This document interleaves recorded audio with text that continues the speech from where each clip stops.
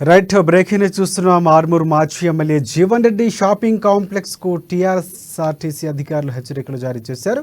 ఇక ఆర్టీసీ స్థలంలో లీజుపై నిర్మించిన shopping complex Vishwajit infrastructure private limited కు సంబంధించి నోటీసులు ఇచ్చినా స్పందించడం లేదన్నారు అధికారులు.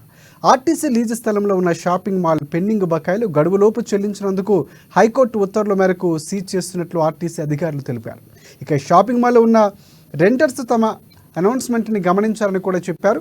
దీనికి సంబంధించి పూర్తి అప్డేట్స్ అందించేందుకు నిజామాబాద్ నుంచి మా ప్రతినిధి నవీన్ మనకి ఫోన్ లైన్లో సిద్ధంగా ఉన్నారు. ఎస్ నవీన్, చెప్పండి.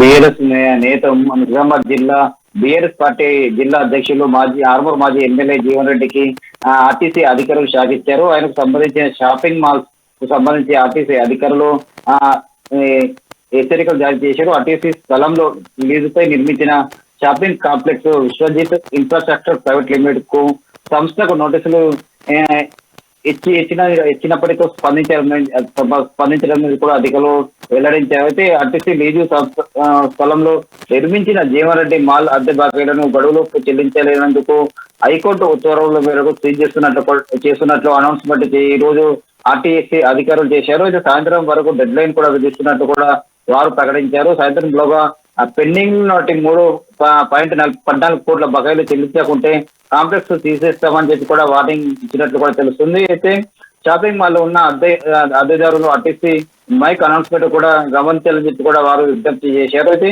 దీంతో సాయంత్రం జీవన్ షాపింగ్ కాంప్లెక్స్ కు అధికారులు సీజ్ చేసే అవకాశం ఉన్నట్టుగా తెలుస్తుంది. అయితే నిన్న సీఎం రేవంత్ రెడ్డి పార్లమెంట్ ఎన్నికల్లో భాగంగా నిజామాబాద్ జిల్లా ఆర్మూర్ వేదికగా సాధారణ మీటింగ్ లో పాల్గొన్నారు. అయితే సీఎం రేవంత్ రెడ్డి కూడా ఇక్కడ ప్రచారంలో భాగంగా కూడా అక్రమంగా తమ ఆర్టీసీ స్థలంలో కూడా ఇక్కడ ఉన్నట్టు మాజీ ఎమ్మెల్యే జీవన్ రెడ్డి కాంప్లెక్స్ ను ఏర్పాటు చేశారని చెప్పి కూడా అక్కడ చెప్పడం జరిగింది. ఇది జీవన్ రెడ్డి చెప్పిన 24 గంటలు ఇటు రేవంత్ రెడ్డి చెప్పిన 24 గంటల లోపే షాపింగ్ కాంప్లెక్స్ కు అధికారులు నోటీసు ఇవ్వడం కూడా తెచ్చే అంశంగా మారని చెప్పవచ్చు. అయితే దీంతో ఇప్పటికీ కూడా మాజీ ఎమ్మెల్యే జీవన్ రెడ్డి ఇంతవరకు రియాక్ట్ కాలేదు, ఎలాంటి స్పందించాలని చెప్పి తెలుస్తుంది. అయితే దీనిపై కూడా జీవన్ రెడ్డి ఏ విధంగా స్పందించారో కూడా వేచి చూడాల్సిన అవసరం ఉందని చెప్పవచ్చు. Rajasekhar, thank you, thanks for updates.